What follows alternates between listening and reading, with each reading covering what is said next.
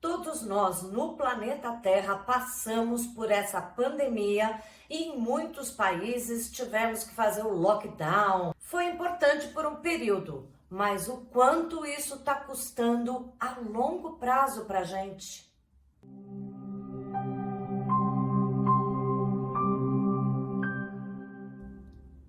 Olá pessoal, bem-vindos ao tema da semana de Jinshin Jutsu. Toda terça-feira a gente está aqui junto para ver algum assunto, alguma questão psicológica ou física que o Jinshin Jutsu vai te ajudar. E como vocês perceberam pelo início do vídeo, o assunto de hoje é mais psicológico, falando sobre essa questão dos resquícios da pandemia que estão muito presentes e muitos médicos, inclusive na televisão, a gente vê tantos assuntos falando das reverberações que esse lockdown, essa necessidade de se restringir dentro de casa, pode ter causado para cada um de nós de uma maneira diferente. Tem gente que, inclusive, nem pôde fazer o resguardo.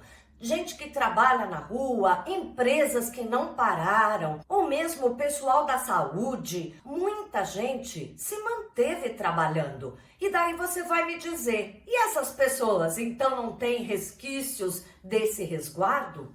Também vão ter, porque mesmo as pessoas que não estavam trancadas dentro de casa, elas sentiram que o planeta estava diferente, a rua vazia, o supermercado, todo mundo de máscara.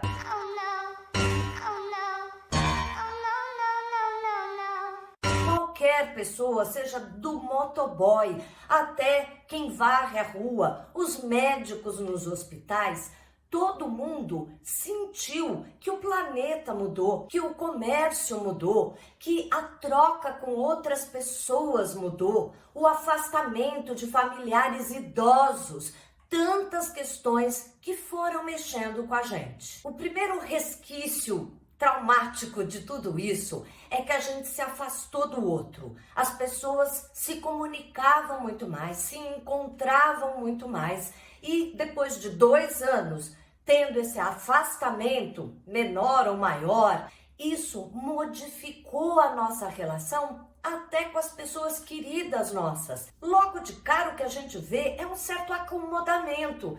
A gente se acostumou muito com as telas, com as mídias, e elas realmente resolvem muita coisa, seja da reunião de negócios até uma conversa com um amigo. Isso tudo é uma mudança drástica que não aconteceu em 10 anos, mas em 1 ano e meio. Não tem organismo, e principalmente psicológico, que não se altere vendo que a sua relação com o mundo, com os amigos, com os familiares, teve tanta alteração. É aí que esses gatilhos psicológicos aparecem. Pessoas que ficam muito mais irritadas com uma demora, com um tipo de atendimento no comércio, ou até mesmo numa conversa com amigos, quando pessoas pensam diferente. A gente desacostumou a conversar, a escutar o outro. Embora isso incomode bastante, não é o pior. Muita gente, por ter ficado confinado, também desenvolveu alguns padrões psicológicos durante o período da pandemia e que agora permanecem ali presentes. Pode ser uma ansiedade que trouxe uma síndrome do pânico, que trouxe muita taquicardia, palpitação, um certo descontrole do seu próprio organismo e formas de pensamento. Teve até algumas semanas atrás uma criança dentro da classe de aula começou a ter uma ansiedade, falta de ar, toda uma reação química, física de descontrole. À medida que aquela criança foi relatando e se sentindo mal, a classe inteira começou a passar mal. Tiveram que chamar a ambulância, porque era uma classe toda em comoção, em rebuliço, e realmente é isso que eu tô falando. Às vezes a pessoa nem tem nada, as outras crianças nem estavam dentro de um processo maior, crônico, de pânico ou o que seja, mas aquela apreensão foi sendo guardada por muito tempo. Mesmo eu, que não desenvolvi nenhuma dessas questões mais drásticas, eu percebo que uma certa ansiedade ou um certo cuidado maior, observando melhor onde eu estou, que riscos eu posso estar correndo, ficou presente. A gente ficou muito tempo extremamente protegido de quase tudo e precisa de todo um processo para mudar novamente os nossos padrões psicológicos. São questões que a gente tem que olhar porque elas permanecem com a gente. E quanto mais a gente tem consciência de que em algum ponto isso também está mexendo com você, você começa a trabalhar para ir trazendo à tona e podendo aos poucos limpar tudo isso. Sempre aqui é o Genshin Jutsu que pode te ajudar, como eu tenho feito para mim mesma. É lógico que receber uma sessão de Genshin Jutsu é sempre muito melhor, mas fazendo a autoaplicação e mesmo que sejam só alguns passos que eu mostro aqui, já vai te ajudar. Para ajudar a gente retornar para o nosso centro, a gente voltar a interagir com as pessoas, com a rua, com o trânsito, com outras ideias, viajar, enfim, de uma forma que não traga ansiedade, medo, nervosismo. Na primeira dica, eu só vou dar um toque que eu espero que você faça aqui comigo, que é tocar a trava 22, que ajuda muito para pânico, para quem está mesmo com a síndrome ou para quem está com essa sensação de estar irritado, fora da casinha, mesmo que seja temporário. Depois, nós vamos fazer passos de um fluxo maior. Mas antes da gente começar, como sempre eu te peço, deixa um like aí que me ajuda muito. E se não está inscrito até agora, se inscreva aqui no canal. E agora também tem um coraçãozinho aí do gostei, que eu agradeço se você gostou do meu vídeo. Vamos então agora tocar essa trava 22. Nós vamos simplesmente colocar uma das mãos logo abaixo da clavícula do lado oposto do corpo e fazer o mesmo com a outra mão embaixo da outra clavícula, deixando os braços cruzados na frente do corpo. Apoie os cotovelos numa almofada, numa mesa, ou mesmo se recoste, se deite e vá permitindo que você se acalme, que você se adapte a qualquer circunstância mental ou ao seu redor.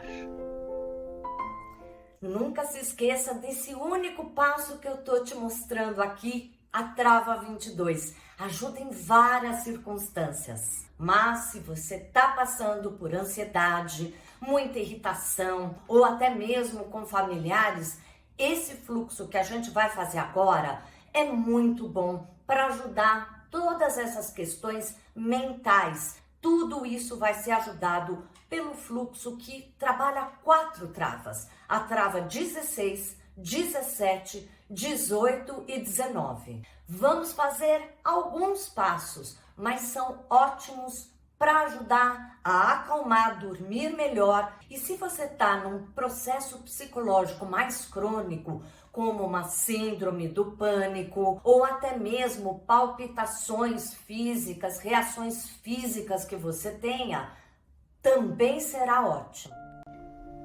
Vamos começar com a mão esquerda tocando o lado externo do calcanhar direito, calcanhar oposto. E a mão direita vai tocar o dedo mínimo do mesmo pé direito. Cruze as pernas como estou fazendo, sentado, ou até mesmo deitado e cruze as pernas para alcançar os pés e deixar a energia fluir. Relaxe ombros e cotovelos. Então a mão direita sai do dedinho e vai agora embaixo do bumbum direito, bem no isquio direito. Respire.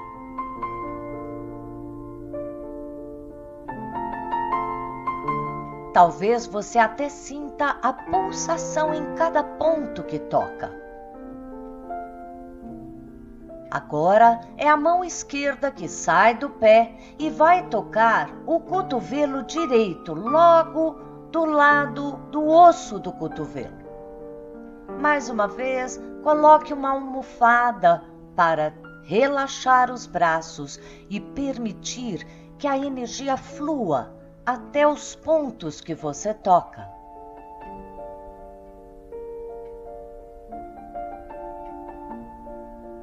Por fim, a mão direita sai ali do isquio e vai agora dobrar os dedos para que eles toquem a base do seu dedão.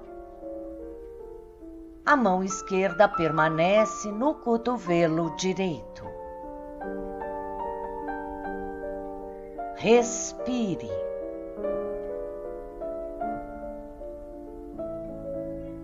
Para o outro lado, inverta. A mão direita começa no lado externo do calcanhar oposto, esquerdo, e a mão esquerda segurando o dedinho mínimo do pé esquerdo. Veja que eu apoio o braço na própria perna, sempre encontrando uma posição relaxada. Agora, a mão esquerda irá embaixo do bumbum do lado esquerdo, no isquio esquerdo. Trava 25.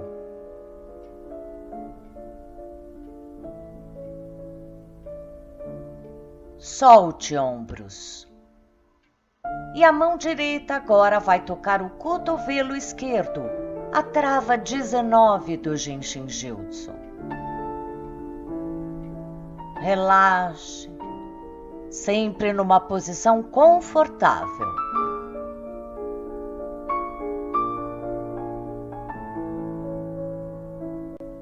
E por fim, a mão esquerda sai do bumbum e toca com os dedos a base do dedão da própria mão esquerda.